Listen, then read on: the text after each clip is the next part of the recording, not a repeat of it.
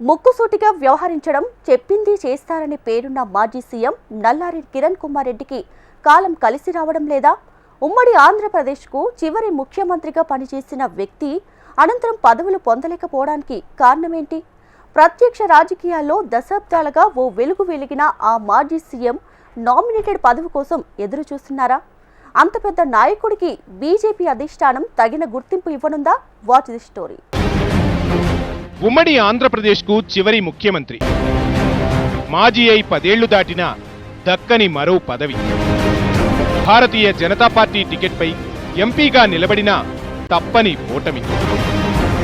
Bharatiya Janata party high command తగిన గుర్తింపునిస్తుందా?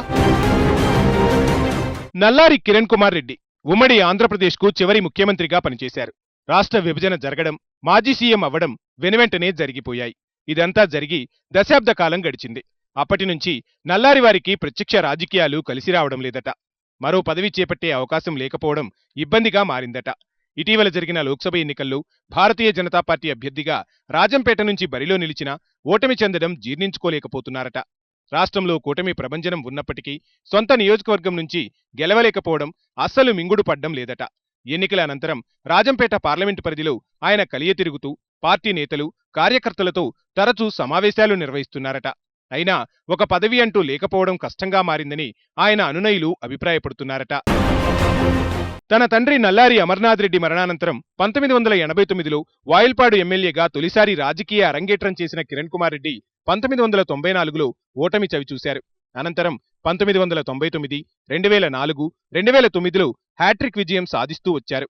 కాంగ్రెస్ ప్రభుత్వంలో ముఖ్యమంత్రులతో సఖ్యతగా మెలిగే ఆయన 2004లో వైఎస్ జమానాలో చీఫ్ విప్గా పనిచేశారు. 2009లో స్పీకర్గా ఎంపికయ్యారు. 2010 సెప్టెంబర్ 25న ఉమ్మడి ఆంధ్రప్రదేశ్ ముఖ్యమంత్రిగా బాధ్యతలు చేపట్టి 2014 ఎన్నికల ముందు వరకు కొనసాగారు. తెలంగాణ విభజనతో కలత చెంది అదే ఏడాది ఫిబ్రవరి 19న ముఖ్యమంత్రి పదవికి రాజీనామా చేసి కాంగ్రెస్ పార్టీ నుంచి బయటకు వచ్చారు.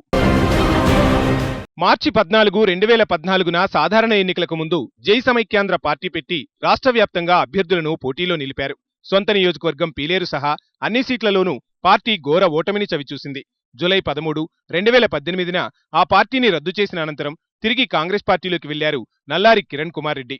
సొంత పార్టీలో తగిన గుర్తింపు లేకపోవడంతో 2023లో ఆయన అప్పటి కేంద్ర మంత్రి ప్రహ్లాద్ జోషి సమక్షంలో భారతీయ జనతా పార్టీ తీర్థం పుచ్చుకున్నారు. అప్పటి నుంచి భారతీయ జనతా పార్టీలో కొనసాగారు.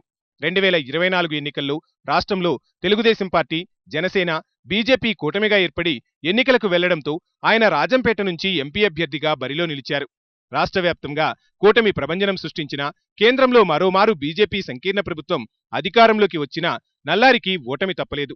దీంతో మాజీ ముఖ్యమంత్రికి నిరాశే ఎదురైంది. ఉమ్మడి ఆంధ్రప్రదేశ్లో డైనమిక్ సీఎంగా, నికార్సైన నేతగా సుదీర్ఘ రాజకీయ ప్రస్థానం కొనసాగించిన నల్లారి వారికి విభజన అనంతరం కాలం కలిసి రాలేదని ఆయన వర్గం చెబుతోంది.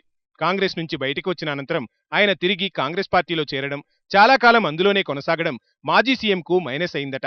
కుటుంబ సభ్యుల మధ్య తగాదాలు కిరణ్ కుమార్ రెడ్డికి పదవి రాకపోవడానికి ఓ కారణంగా చెబుతున్నారు. రాజంపేట పార్లమెంట్ ఇన్ఛార్జిగా స్థానికంగా నేతలు, కార్యకర్తలతో ఆయన ఎన్నికల అనంతరం తరచూ సమావేశాలు నిర్వహిస్తున్నారు.